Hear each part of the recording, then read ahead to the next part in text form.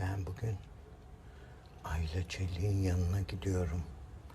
Birkaç gün tatil yapıp döneceğim. Bak size söylüyorum, eğer ki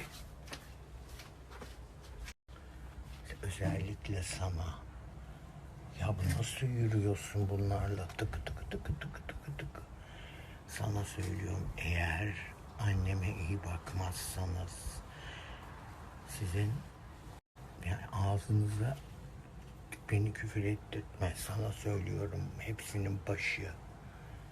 Bu da katıldı.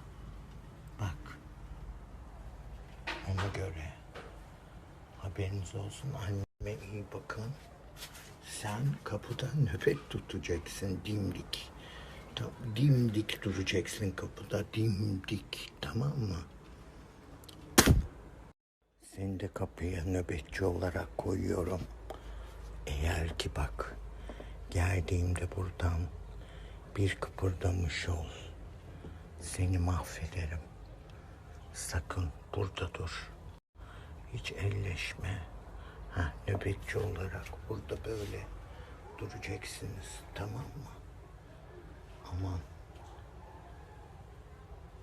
Piç.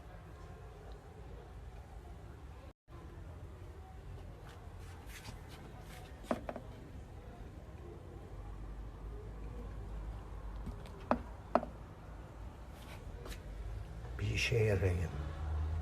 Madem kaldım burada, bir işe yara. Bir işe yara.